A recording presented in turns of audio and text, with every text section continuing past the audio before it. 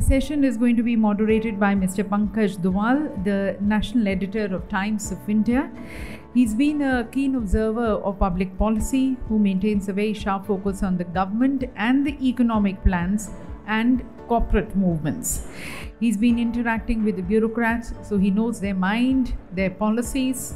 They're interacting with also the business leaders to understand the direction of the Indian economy, interacting with the key global leaders and looking into these global markets. He closely tracks the automobile industry with a special focus on issues such as electric vehicles, the safety and the emission norms, and the new investments. The speakers, as we take the panel discussion, Mr. Venkata Chunduru, the Director and Head India Operations of IBI Group, and a traffic and transportation professional with 21 years of experience in key project delivery involving systems and technology, intelligent transportation systems, toll management system, advanced traffic management system projects, operations, and investment appraisals for transportation infrastructure. May I request our moderator and Mr. Chunduru to please join us here on the desk. Inviting also Mr. Jaidev Venkataraman. He is the head of ADAS, the Central Engineering Autonomous Mobility, Continental Automotive India, having 20 years of experience of R&D leadership in automotive domain, experience in handling domestic and international markets, India, Germany, China, Japan, the ASEAN, and he's been working on the passenger cars and the motorcycles. We have Mr. Shah Razalli, the Deputy Chief Executive Officer, Chief Green Mobility Officer of Gentari. Previously served with Petronas for almost 25 years, starting as a process and operations engineer with Petronas Ammonia, and he has held various corporate portfolios with the petrochemical business unit. Dr. Marechal, present with us, the CEO, Connected Strategies. In the area of water management, he works in the area of strategic advisor for the board of directors for several water companies in the Netherlands, innovation and participation, as well as spokesperson. Being a spokesperson are his fields of expertise. And he's closely worked with the Ministry of Water and also for the 21 water area in the Netherlands. Dr. Praveen Vayalamkuzhi, the President and the CEO of MobilityVision Inc. USA. This is a startup company focusing on developing resources and innovative solutions for safe and sustainable mobility. And prior to this, he was a postdoctoral researcher at the University of California. So big panel we have with the experts present, taking into the EVs and the path to vehicle electrification, with our moderator and speaker handing over to Mr. Doval. Yeah, am I audible? Yeah, it is. So very good evening and thank you very much for joining us for this very special session on smart mobility, electric vehicles, and actually in the perspective of smart cities. So we are going to discuss plethora of issues which need to be discussed in the world that we are staying today. You know, the world needs to be talking about sustainable and sustainability, and what better platform than this to talk about this. The panelists have been discussed, already been introduced, so let me just straight away dive into the issue. And before we start, I want to take opening remarks from the panelists. So we can keep it concise to around 3 minutes or so that then we have enough time to discuss the topic. Why can't we start with Venkat? So Venkat, I can have your views. Hello. Yeah, good evening and thank you.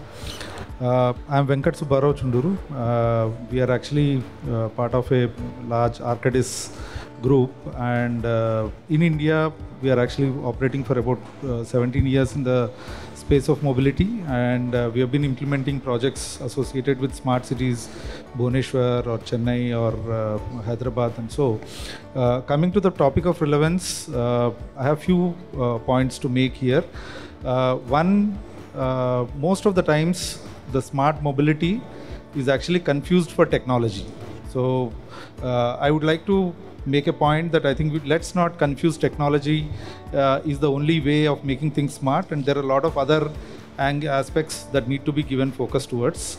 And the other important thing is about the electrification of mobility in India.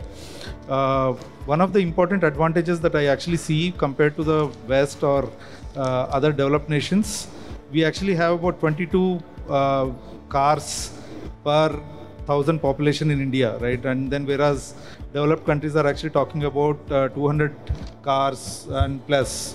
So for them, the problem is different. They need to actually replace the cars with electric cars. But for us, now if we start, I think it's the right time for us to actually have and pace up the electrification of cars. We are in a better position. We don't need to be getting into the wrong side of the table. We are on the right side of the table. And I think it's important that we focus on giving momentum or impetus to catalyze the transition, electric transition in the country. So with these 2 points, I leave it to the audience for the next. Thank you so much. Jaidev, if I come to you, you are leading cutting edge work, technology work at Continental Automotive. So what are your views on this whole topic about smart mobility and smart cities, and as we were discussing about retrofitting of existing cities with these smart solutions and all, what do you think? Yeah. So, namaste and good evening, friends. So, let me start with saying, in this whole smart city landscape, I think one of the vital or most important feature is going to be the smart mobility. And as Venkat already said, smart mobility is not about technology alone. Smart mobility is very important given the rapid urbanization that's happening and the motorization that is happening. We need a way, the smart mobility should be able to define the way that India moves, India gets mobile. Not only the people, but also the goods. And we need a way to integrate all the multiple modes of transport we have, ride sharing we have, last mile connectivity we have, how we drive motorcycles, e-rickshaws, and even how we walk. All this has to be integrated into a solution, and that is for me the smart city solution that we will have to evolve. Yeah. Having said that, while we bring this, the technology space is also there. I mean, if we take smart city, as you said, the main 3 players would be the vehicles, the infrastructure, and service providers. I just trying to simplify it. And if you look at the vehicles today, you see a lot of level of smartness already there, a lot of connectivity and autonomous already there. We expected it to come later, but Indian vehicles with every OEM, at least one variant is already carrying a radar or a camera. It's completely already connected to the internet. It's almost a data center that is moving on the roads. So it's already there. The vehicles are evolving and getting there. The fleet, the mobility service providers, we are much faster there. Open the mobile, these are evolved very fast. They are also able to somehow optimize all the fleet operations and so on quite fast. When it comes to infrastructure, yes, a country like us with such a big past, it's not easy to just change the infrastructure overnight. But there also we can make smart moves like smart intersections, smart street lights. Smart street lights just not switching on and off the light, but detecting parking space for you. So when we start connecting all these 3, the city data that we can generate is going to be so high that we can, if we get access to this, we can create very, very smart, pertinent local solutions. Yeah. Deriving from the technologies that we already have. This would be my comment, opening comment. Thank you. I think there's a need for more localized solutions in view of whatever there are in different cities. Yes, the problem is very local. The solutions also local. Along with the people, we have to develop these solutions. Yeah. And Praveen, what are your views? Because you've had the courage to follow your heart and leave a very good job and move into doing your, what your heart tells you, getting more into sustainable mobility. What are your views? Thank you, Pankaj, and thank you for this opportunity. So, I come from a background of transportation engineering research for the last 12, 13 years. And where I've been focusing on how we can, focus more on safety. But given the advantage, safety won't come like anything. So sustainability also plays a role there. So how we can plug in that sustainability within the structure of EV. So when we talk about the sustainability, we need to focus on different aspects: active transportation, or electric vehicles. Then we will say that e-mobility. So we always talk about mobility, then we add E in front of that mobility. Mobility, when we talk about mobility, we need to say that, some people need some kind of help when they have to move out of this room. So if they were physically challenged, they have to have a support of that mobility device. So again, when we come to road user perspective, how best we can provide that mobility to the road user, either through bicycle or electric vehicles, and what percentage contributes to our country. It's not about the global perspective. So we need to focus on our own country, our own state, our own city. What we need to focus on, what kind of vehicle we need to address, how we can contribute to the sustainability part and e-mobility part. That plays a key role here in this context. Thank you. Right. And Shah, you tell me, you were telling me about the kind of business that you're doing in India now. Can you tell us, explain to the audience, what is your company doing? What kind of plans do you have for India, and how do you see the whole ecosystem over here? Thank you, Pankaj. There's a very nice introduction to Gentari, of which the company that I come from. So Gentari is a subsidiary of Petronas, the global energy company, and is born out of Petronas's mission to be safe, responsible, cost optimized, and emissions abated. With that in mind, Gentari is spun out of the group of Petronas to really focus on offering clean energy solutions. And our offerings, among others, 3 core offerings: renewables, hydrogen, and green mobility. So, very apt for today's panel. I represent the green mobility side of that business. And we talk about sustainable mobility and how India can really be the global lead in this electric mobility revolution. From a private sector like Gentari, we view this from, in any market, India included, from 2 main lenses. One is, what is the pace of growth and market opportunity of the country? Number 2, we look at what are the effective and clear policies that can sustain the energy transition. Now, as far as India is concerned, when we look at pace of growth and market opportunity, it's sizable. I think looking at recent Bloomberg's new energy finance report, across the board, 2-wheeler, 3-wheeler, and 4-wheeler commercial vehicle segment have a tremendous growth of an average of 50% cumulative annual growth rate. So that's very big. Now, as far as number 2, effective policies, this is where we view this as a 2-pronged approach. The first prong is that the policy needs to drive the parity of affordability toward owning EV as opposed to other fossil-based. And here, financial incentives, like what we've seen in the FAME or the faster adoption and manufacturing of EV produced by the Indian government, is very helpful to drive that adoption. But financial incentives only the first start. It drives the adoption. From a private sector like us, we need to see this adoption to be sustained over periods of decades, when penetration of EV will start to take mass adoption level.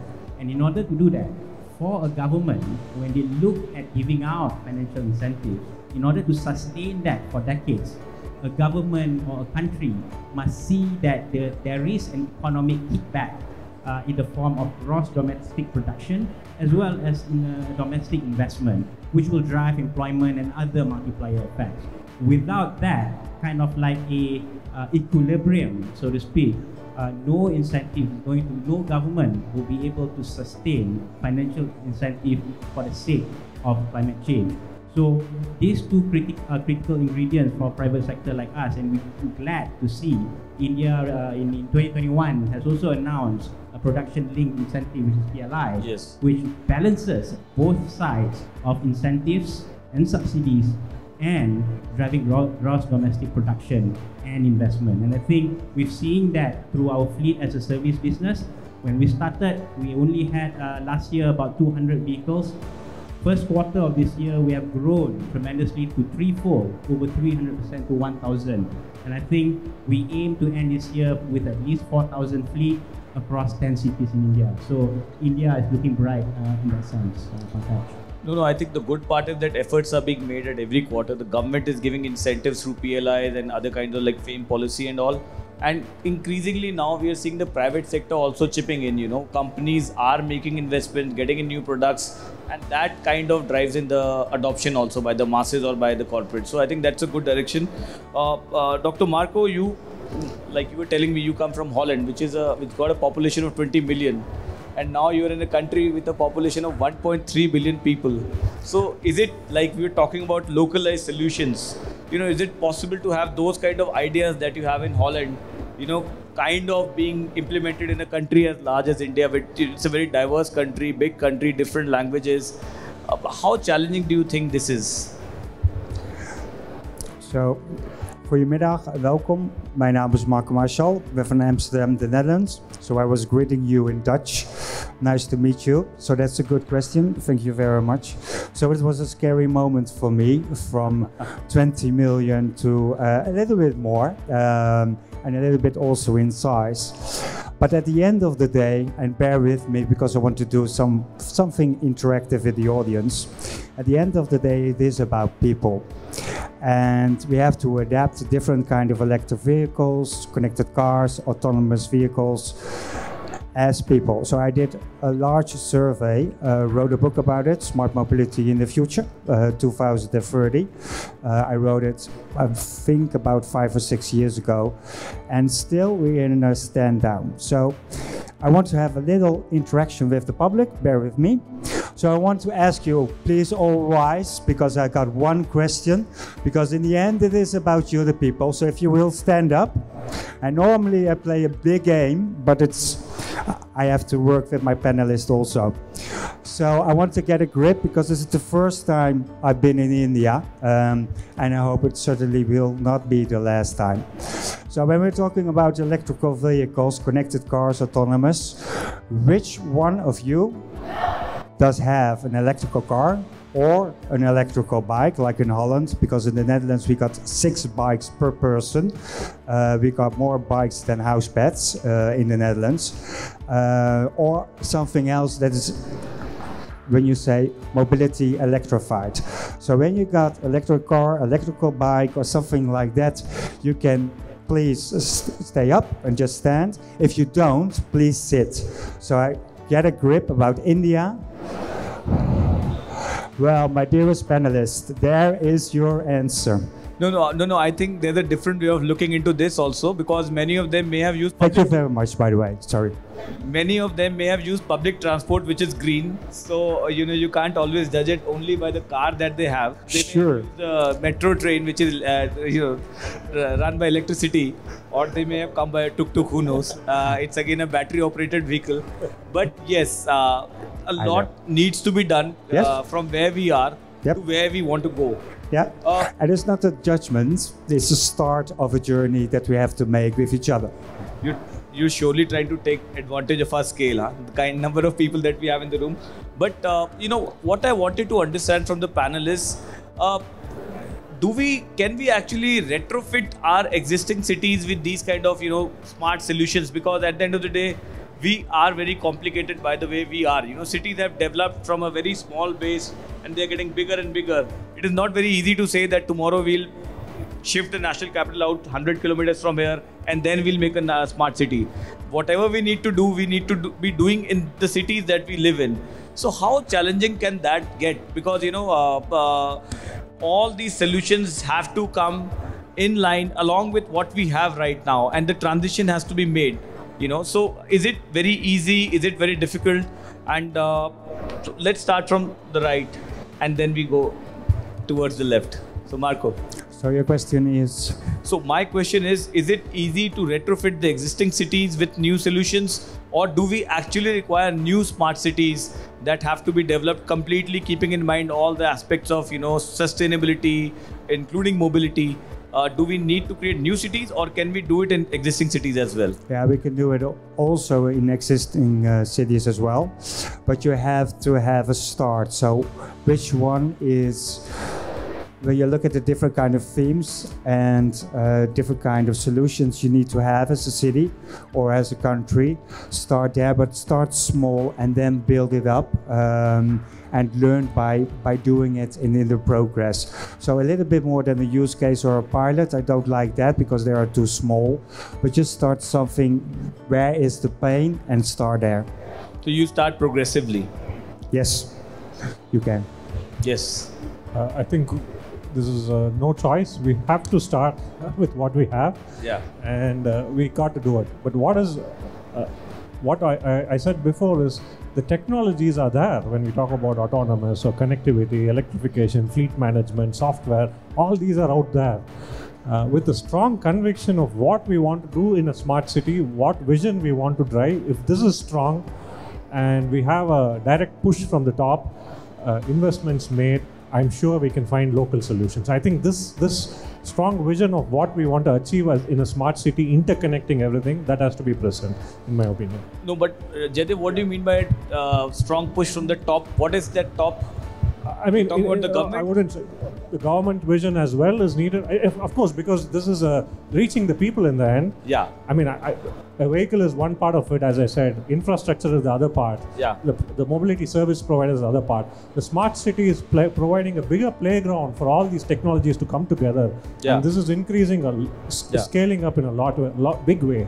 So here the individual players have a role, but then all together also have a big role to play. And if this is strong, I think we can find the solution. Because that push from the top right now is also coming in, but if you look at the poll that Marco conducted, and if I actually go by what his poll's findings, the push is there from the top, but adoption from the public is still not there in that way. But considering that 70% will be urbanized in the next 20-30 years, 70% of the population will be urbanized, and the vehicle penetration increasing from 22 to whatever percentage it will reach, we got to find the solution.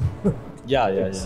So Venkat, your advice, you are an advisor on such large projects. So interestingly, would you like to run away or would you like to grow your business? No, in fact, we have been doing, I think, let me tell you that we are working on brownfield smart cities, and we are also working on greenfield smart cities. Like we are working on Bhubaneswar or Hyderabad or Chennai kind of cities, where cities are already matured, and we are also working on greenfield like Auric or Dadri or industrial townships, smart cities that are being developed. See, I'd like to again go back and look at the data. I think India is at a cusp of an urban revolution.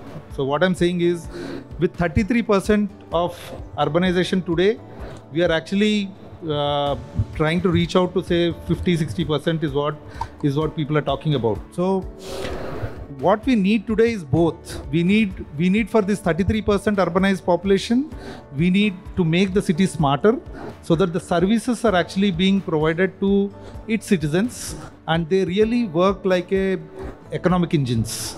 Similarly, for the new population which is actually moving towards urban areas, you can't have them loading up the existing city and then spoiling the city. So you need them also to be accommodated in a new city, because they are open to locating to a new place. That's a politically sensitive answer that you're giving, but see, that is the way that we need to, because you get advantage of both. So we need to make the best out of the situation, because with retrofitting, there are some solutions which work with retrofitting. There are some places where I can actually do from the scratch, I can build the infrastructure to make sure that the city really becomes smart by the time it actually, as it is evolving, I can actually make that happen. So that's my view on that part. So great. Yes. Yes. I think Marco's initial example speaks volume. That speaks about the reality of the world, and the reality of the world is that we are in a state of transition. So to kind of like have on and off situation is very difficult. So we have to contend with people that some things that are of the whole, that may need to be converted to the more sustainable or the more new. For us, from Gentari, we deal with energy transition. Our very core offerings are about providing an easy way, an affordable way to make an energy transition. And within this, we have to contend with the demographics to satisfy the trilemma of energy, making energy affordable, making energy sustainable, and making energy reliable and secure. And in that sense, we would need to be able to transition what we have today, and gradually within the ambit of the trilemma, and particularly within the ambit of affordability. But having said that, we are cognizant that retrofitting, especially infrastructures, particularly to adopt to more sustainable solutions like perhaps electric mobility, will require costs. And particularly, we talk about power upgrades, across the countries that we operate, Malaysia, India, is really much the same. So that's a big challenge in terms of, overcoming infrastructure constraint or bottleneck in order to adopt the sustainable solution.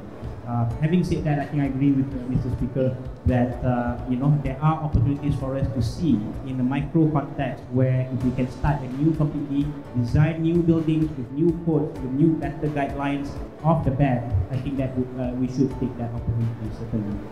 No, new is always easy. But in fact, I wanted to come back to Venkat again. So if it's a brownfield and if it's a greenfield, so in brownfield, do you charge double fee than greenfield? No, I don't think so that it has anything to do with the fees, because brownfield projects, they provide you an immediate viability, right? Greenfield projects will have to scale up. So brownfield, it's an opportunity, right? Both sides, it's an opportunity, but different operational models are required, different business models are required. You can't have same size fit all approach to this problem.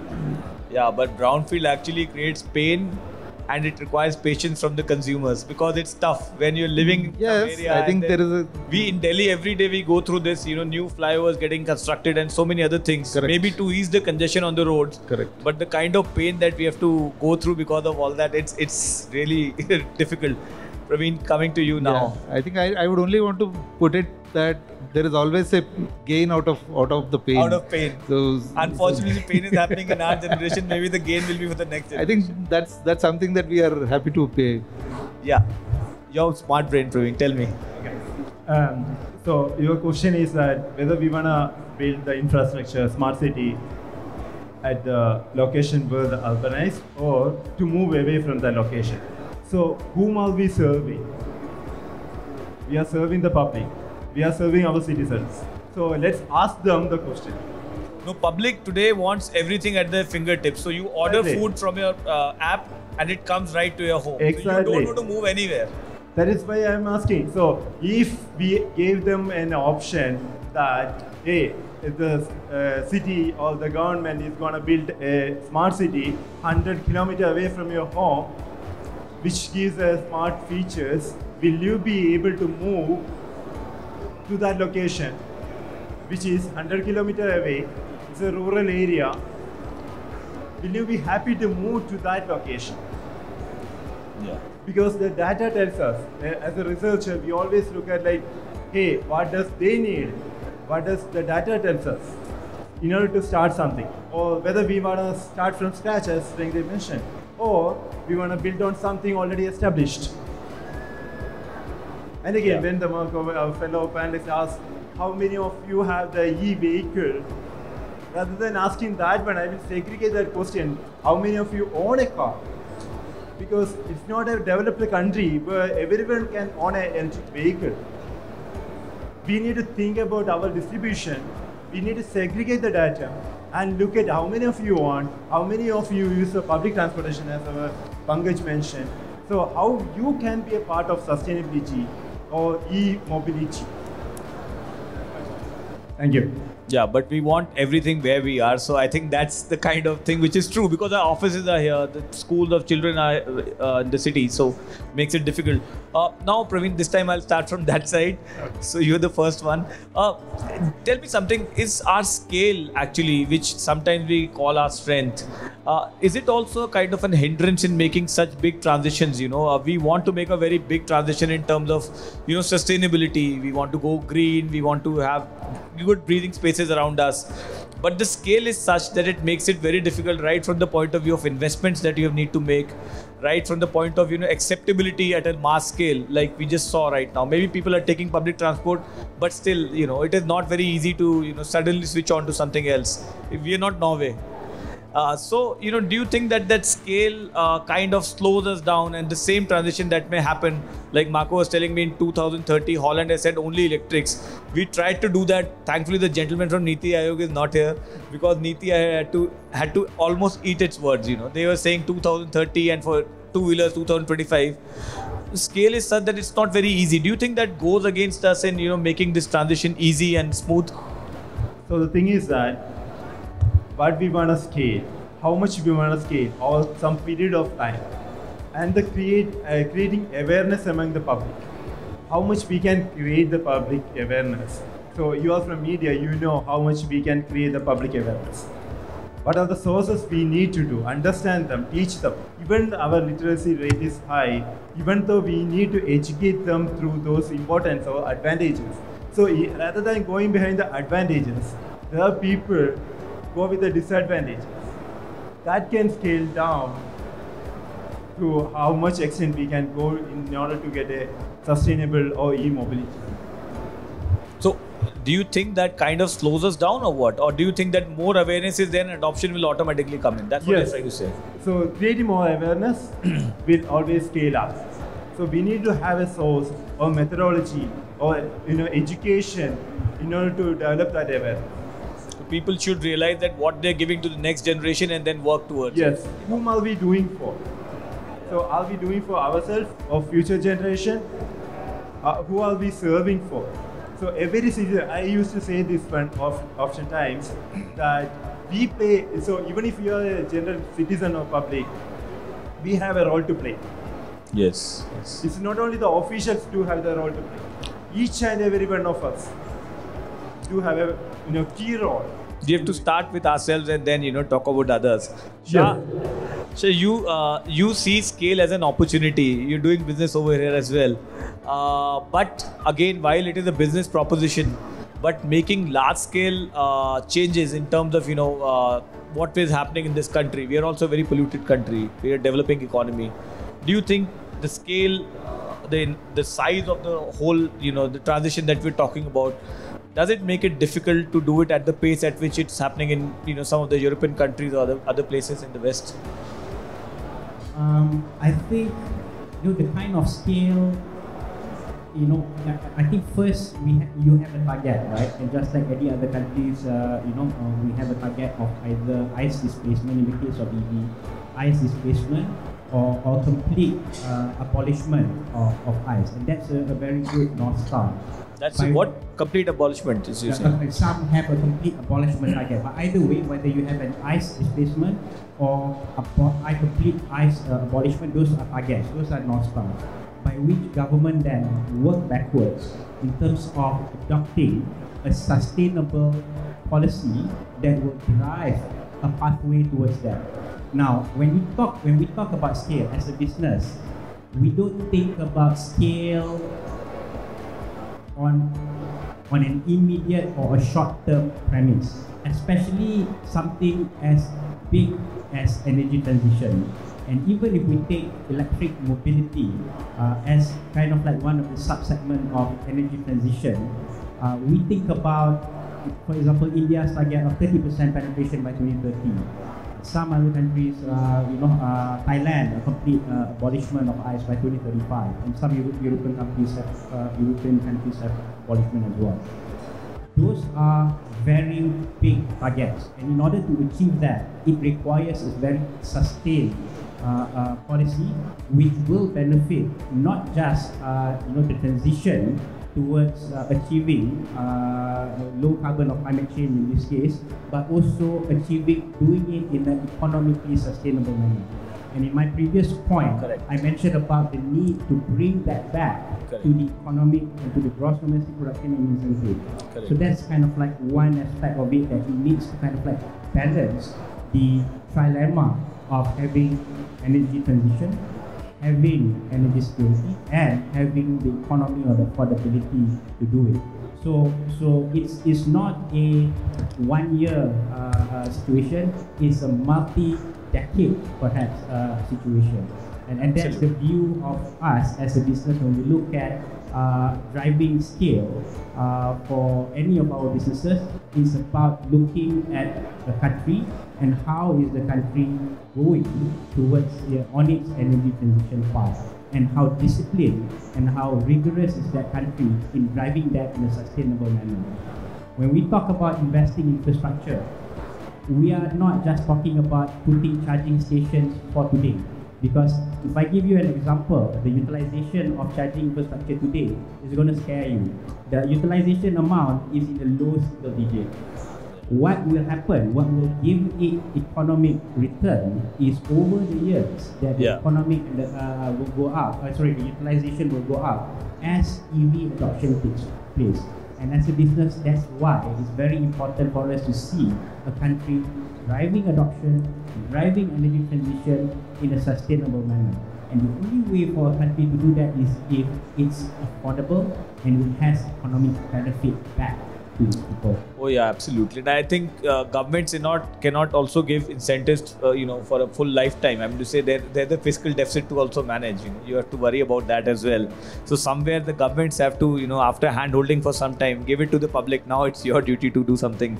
Venkat, coming to you, scale and congestion, it's an issue in our country. You do whatever. I'll take on from where he has actually left. So what I strongly believe is, yes, it is incentivizing is important, and affordability and accessibility are the two important things to actually scale up. Yeah. I would also say that I think we need to actually adopt a carrot and stick approach.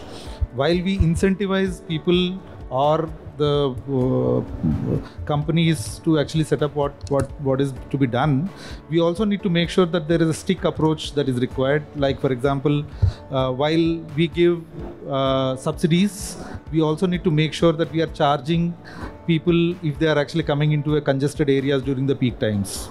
Or let's say if they are actually in a heavily polluted areas, if still people are actually using IC vehicles. There are some sort of a carrot and stick approach is actually necessary. We are in congested area throughout the day. Huh? Whenever I'm on Delhi roads, I'm in a congested area. Absolutely. So throughout the day. So once we know that, so why can't we actually enable people, put more infrastructure Use there. of public transport. Yeah, see, simple example, one of the pilot projects that we did as Arcadis, we did in one of the European counties, we actually prioritize the corridor where there is more congestion. You set up the EC infrastructure at those places more. Yeah. So, and where are the residences people are, we identify the potential corridors to make it successful. So now the quick wins will actually motivate you, and people also start realizing the benefit of it. Otherwise, at a national level, at a gross level, suddenly you want to do some big initiative, I think that may not really sail through across. So we need to be careful and cautious, make some quick win projects where people are able to, you are able to demonstrate the benefits of the entire thing. Yes. And then you actually slowly take it up in maturing the entire thing over a period of time. So definitely it's an opportunity. In our approach and work out solutions, for various, kind of situations. Numbers are really mind-boggling. Like I said, 22 to, let's say, if I have to go beyond 150 cars per 1,000 population, it's like, for anybody, it's a huge. But at the same time, that's a nightmare. If instead of 22, we have 150. 150 is where China, I guess, is there today. Correct. If we have like 150 per 1,000, I don't know what will happen to our roads. Yes. So, but at the same time, we are at a very sweet spot today. So we can drive the transformation. So I think it's important is to actually have a right direction and right kind of setup to actually make sure that things are all. At the end of the day, it is a win-win solution, because today, I drive an electric vehicle for last 6 years. Last 6 years. Okay. So let's say if I ask my neighbor, do you choose an electric car? No, I don't want.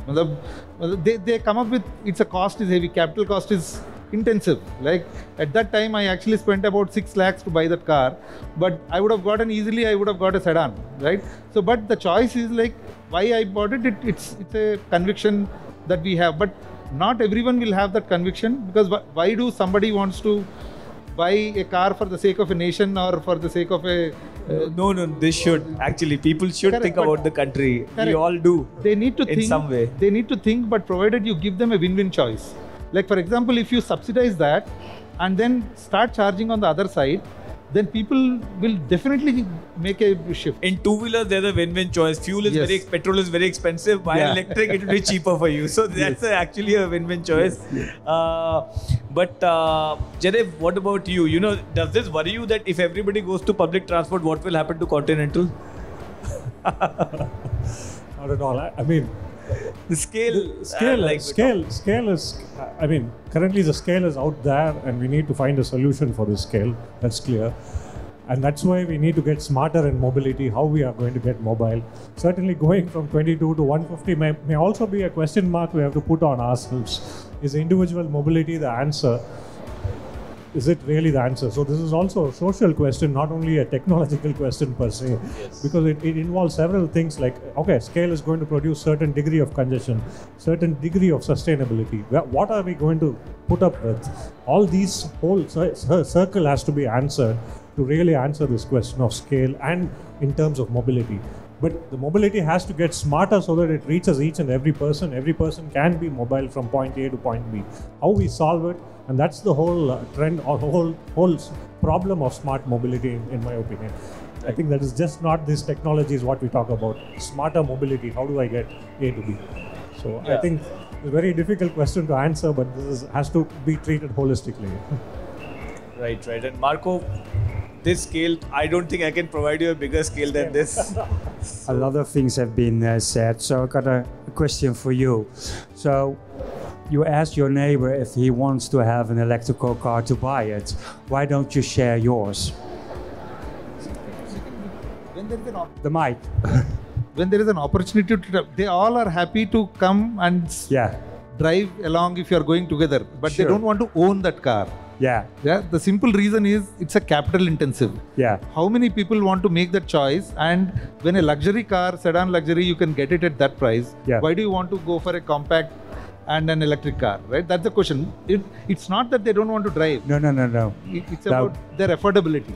Because it starts with that, with one of those ideas and having convenience and making it easy for people that are going to use it. Because the panelist said a lot of things, but I think to add on this more or less discussion is about nationwide government of India, and the minister was here to do the opening, I think today at 12:30, have to make a statement.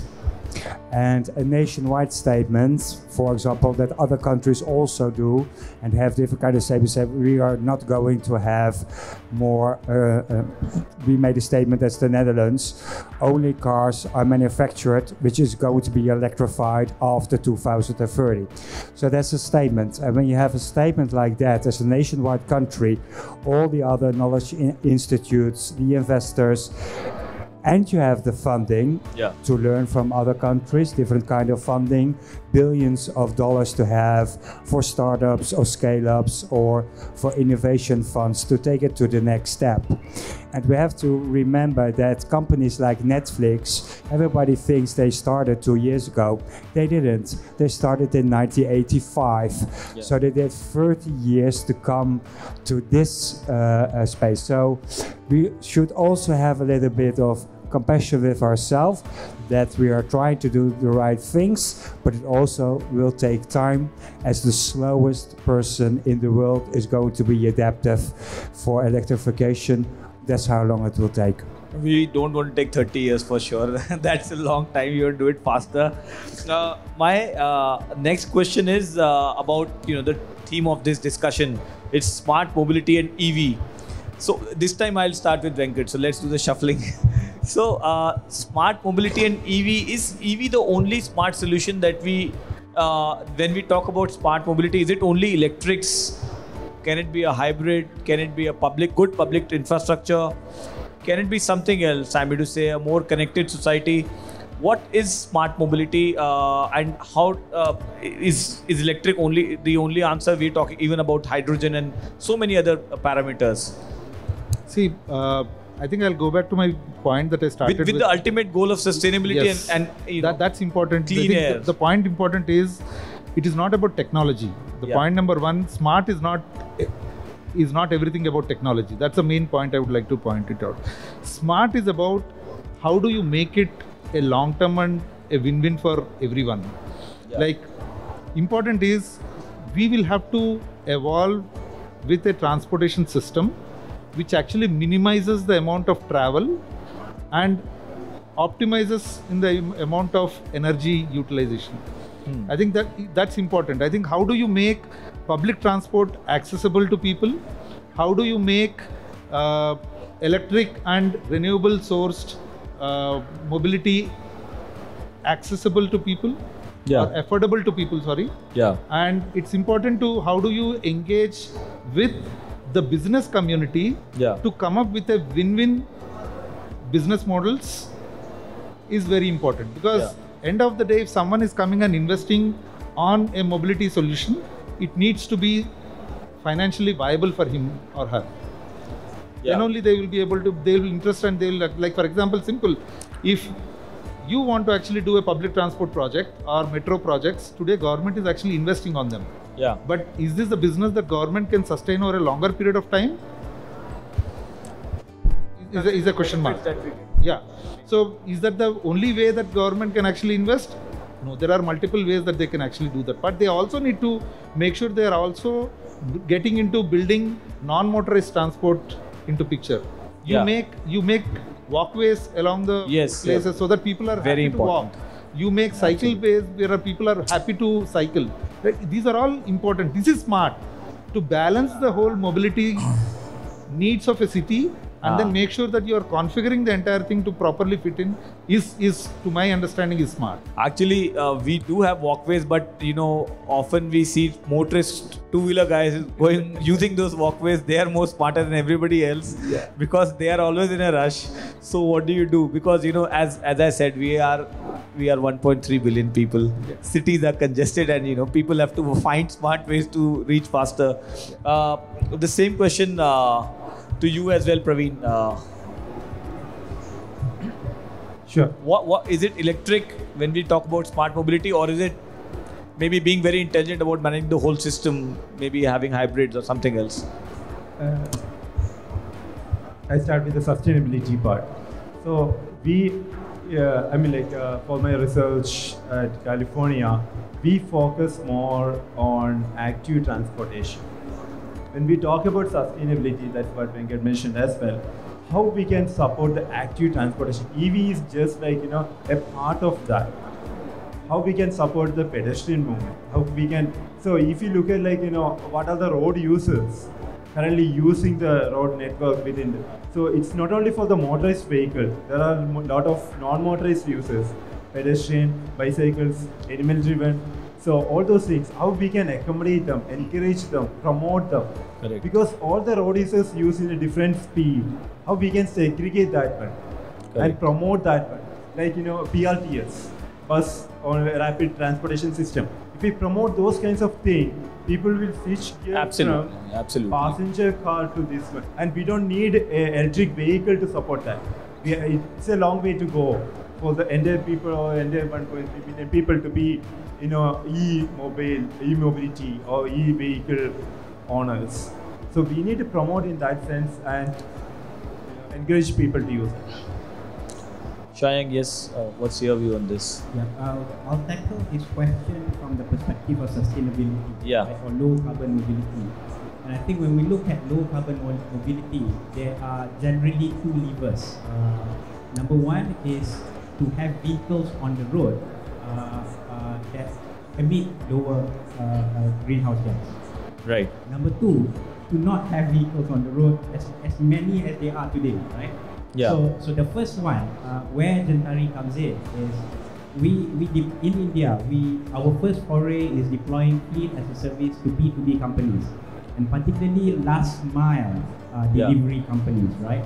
So we see this as a very effective way of driving mobility transition at the beginning, simply because the parity to shift by these companies are there.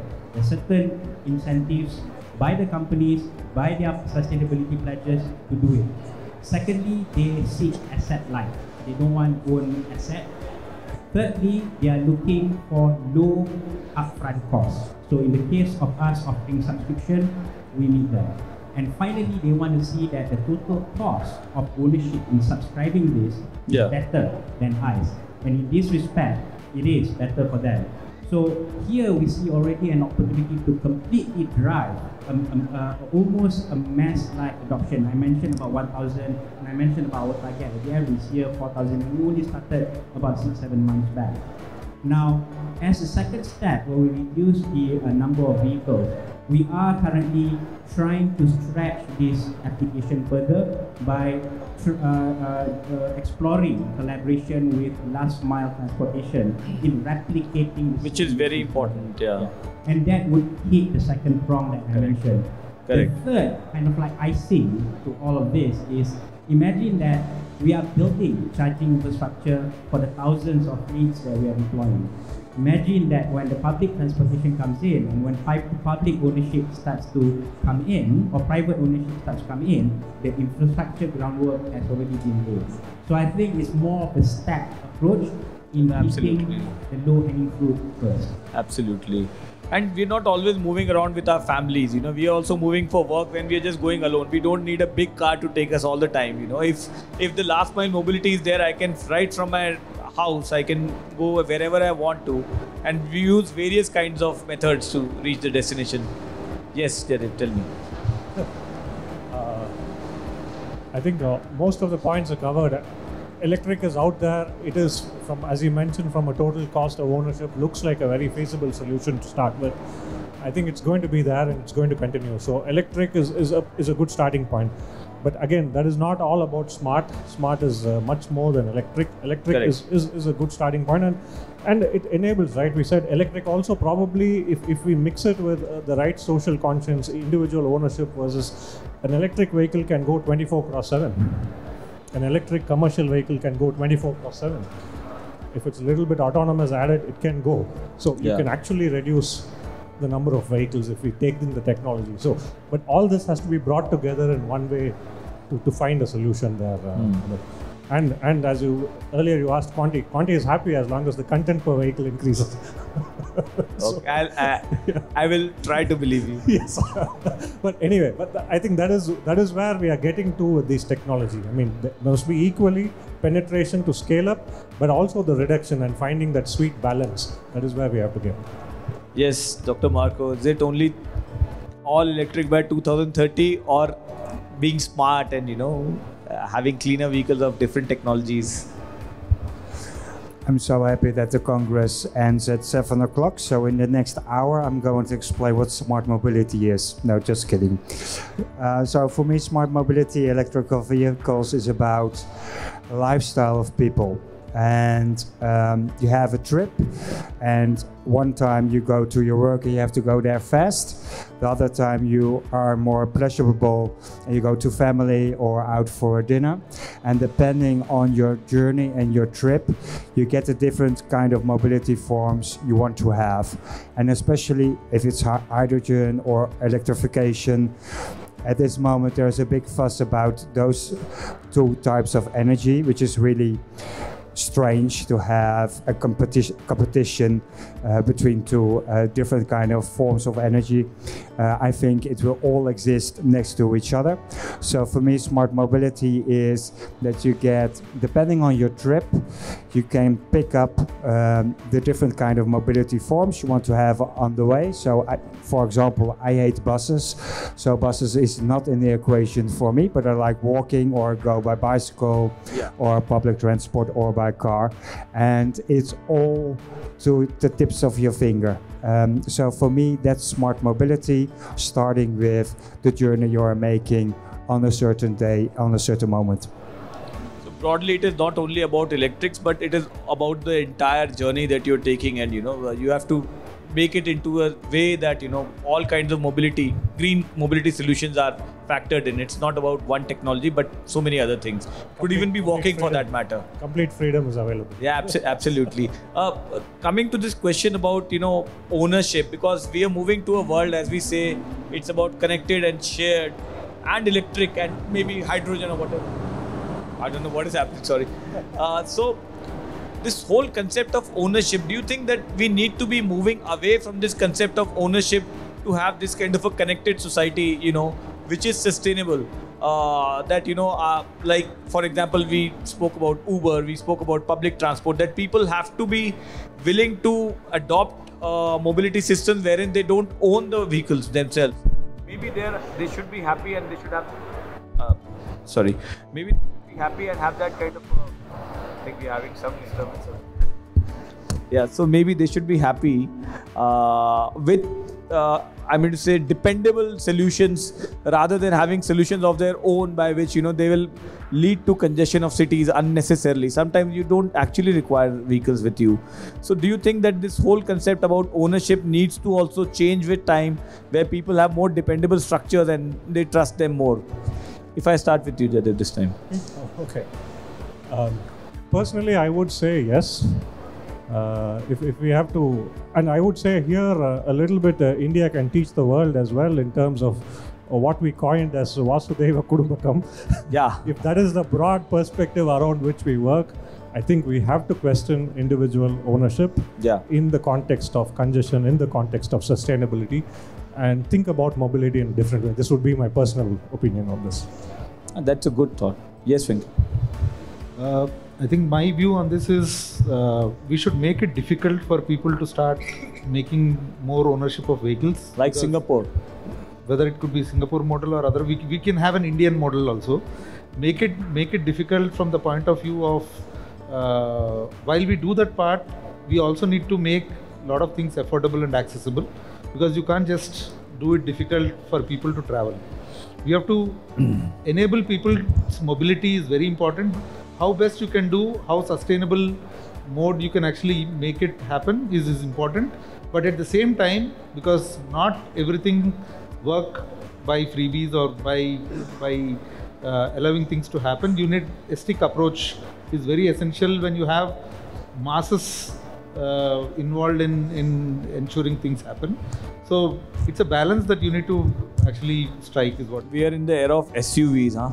Yeah. The big wheels, the biggest of the biggest vehicles should be there with you, and then if you tell them, that should go away. So that I think it's nothing wrong in having an ownership, but making sure that only one person travels in that every day for long distance is criminal to me. When you have a accessible public transport or comfortable mobility options available, doing that is criminal. That's my view. So somewhere you have to bring in that kind of a mechanism into place where you penalize people heavily, that masses don't fall into that.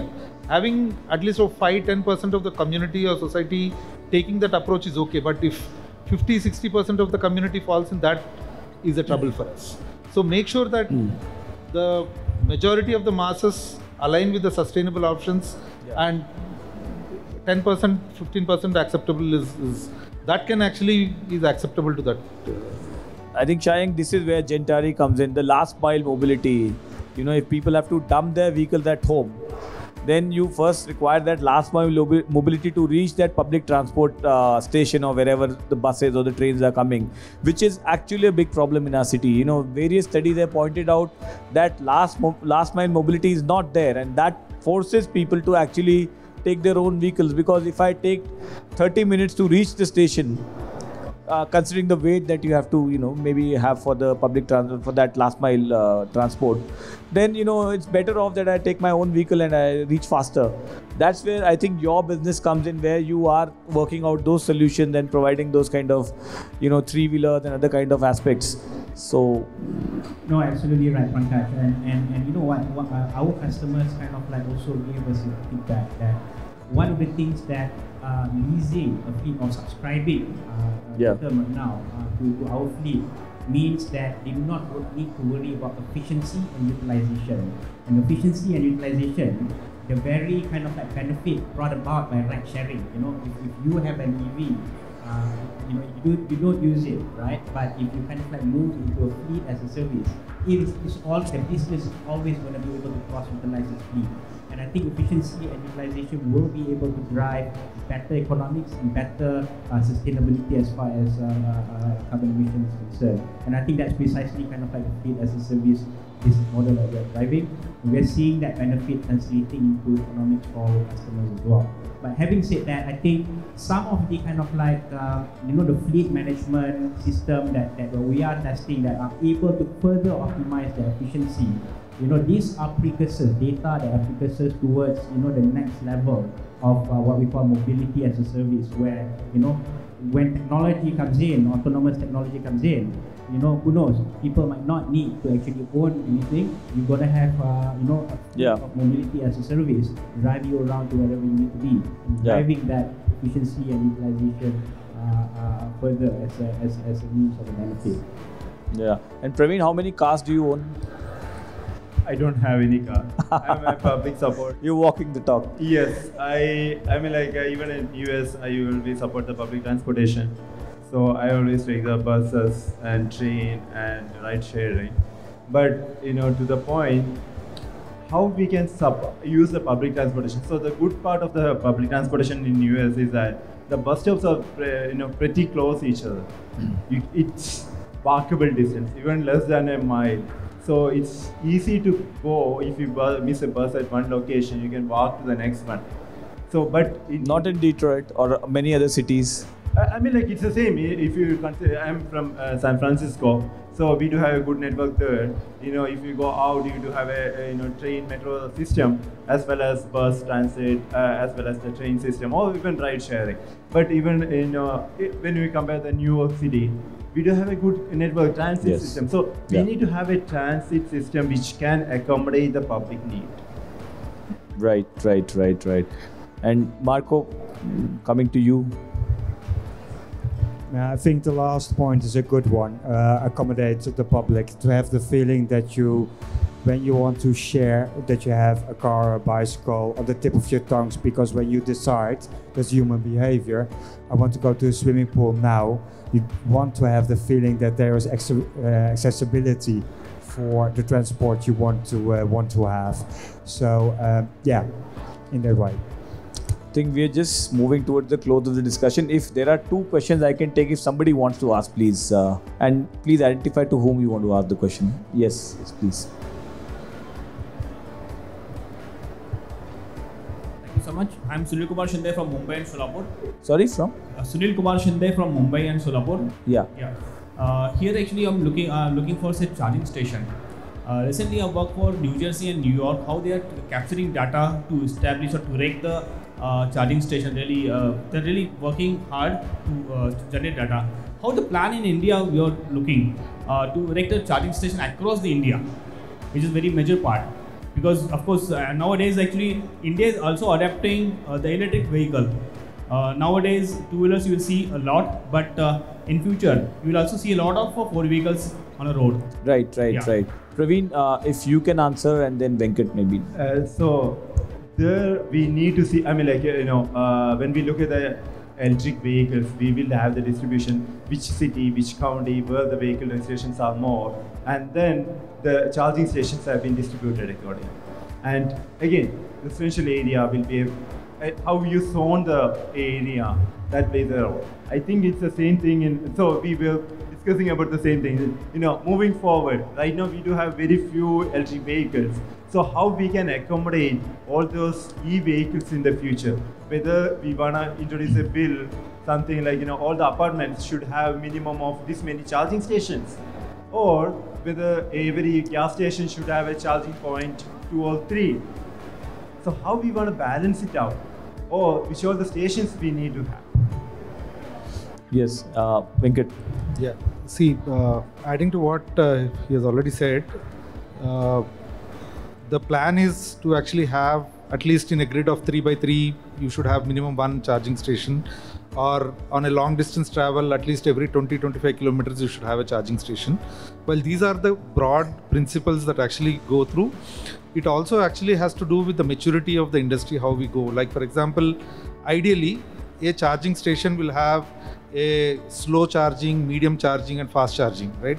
So it depends on the how the market is actually evolving today. Today you have large volumes of two-wheelers, electric two-wheelers coming into the market, or the sales are actually on high on that side, followed by three-wheelers, followed by four-wheelers and followed by commercial vehicles, right? So you need to make sure that you are actually, it's a direct proportionality exists between the charging infrastructure to the adoption of electric vehicles. So there is an investment that has actually been planned. Like today you have EV for NH program is actually being run by the government, or you may have every city, municipal corporations are actually coming up with PPP models of actually setting up electric vehicle charging infrastructure, so that slowly that will actually start pushing the entire thing forward. It's a slow and steady, but I think there, once it achieves a critical mass, it becomes... It is coming up. It is coming up. Just one last question and we...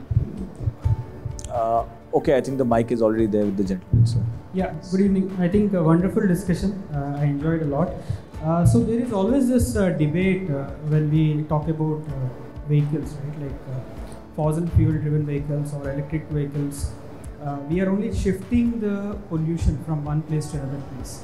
While like the fossil fuels, actually the pollution is at the end user level and during the generation level also.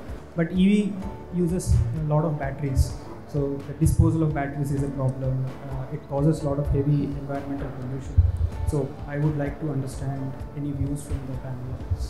Do you think so, Marco? Do you think that that's also a problem building up when we will be disposing of so many batteries? Or do you think that, you know, I see in India, there are companies that are coming up now who are talking about, you know, how to utilize these batteries after their cycle ends with vehicles. Maybe they go for mobile towers or I don't know what else. There would be many solutions that they can be used again in some way. Yeah, and you got a startup in the Netherlands that's also called the energy battery doctors. So to give batteries a second life, and a third life, and a fourth life in this area. So Elon Musk builds huge fabrics all over Europe, still to have different kind of batteries built. So we're not into the next thing, which is going to be something we don't know yet, to have different kind of batteries in that way. Also hydrogen is very promising at this moment, even though there is some debate about it. Mostly it's going to be used for logistics. So yes, I agree on that. Yeah. So it is evolving, it is happening. Sorry. Yeah, if I may also add, right? You know, on top of that, if you look at the power generation, a mix of a power generation as opposed to a refinery, where the latter, the refinery, the carbonization, refinery chain that supplies fuel to vehicle, the decarbonization opportunity is quite limited. But if you look at power generation, the opportunity to transition away from fossil and into renewable, particularly in India where renewable resources is quite vast, you know, there's certainly potential to move in terms of the energy mix. So one, to look at it at the point of departure, but also to look at it as the transition takes place over the next few years. Right. I just have to close the discussion. I need a yes or no as an answer. Do you think that it's the job of the public to transition, or do you think that we require a government mandated deadline to do that? 2030, 2040, 25, God knows what. We start from here. Yes or no government, or no government? You know my statement, government. Jaidev. I would also believe government, yeah. I think we need government to set it up, right? Yes. Certainly government to drive. Oh God. The leaders, the government. We are not doing our job. Please remember, it starts from us. This is our responsibility towards the next generation. you don't always require incentives. I can't tell you to leave your cars here and use the public transport, but maybe for tomorrow, you can use public transport just to say that the government is not lording over us. I think we need to do our job in giving back to the society and giving back to the next generation. So please use public transport when we are moving alone, if it's possible. We are doing our bit. It's not always about a government mandate or about incentives. It needs to start with us, and I hope with this beautiful thought we become more responsible. And thank you, Dhruv, for this opportunity at Convergence India. We need to have more such discussions. Thank you so much. Thank you. Thank you very much for this interesting talk. And on the government part, I hope everyone agrees it is more towards driving the transition and not the deadlines. Yeah. So thank you very much. Adoption has to be from the people. Yeah. The vision setting and the driving it has to be from the government. Yeah. So it's everyone has to play their role in the whole scheme of things. Everyone needs to be standing responsible. Yes, yes. Government is also from us only. No, but the government. We had a very good discussion. The topic at hand was more on the vehicle electrification, but you touched on the entire smart mobility from A point to B into the accessibility, affordability, energy efficiency, environmental sustainability, also the pedestrian. I think one miss was on safe and secure. Probably we could have also take one more intelligent transport system, management system. That was. But thank you, very interesting talk. Thank you to everyone. May I request Mr. Dhruv to please join us here, the Director Exhibitions India Group, to express our thanks to each of our very intelligent and smart panelist and moderator. Thank you. So thank you. We'll start from which side? Moderator? Okay. Thanking Mr. Pankaj Doval. Thank you.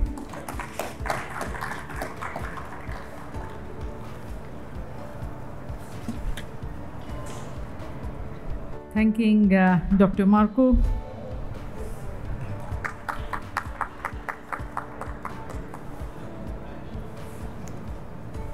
Thank you to Mr. Venkataraman.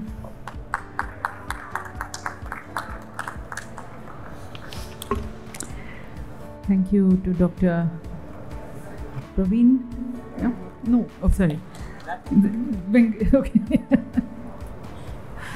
Okay, thank you to Mr. Subba. Thank you to Mr. Yang.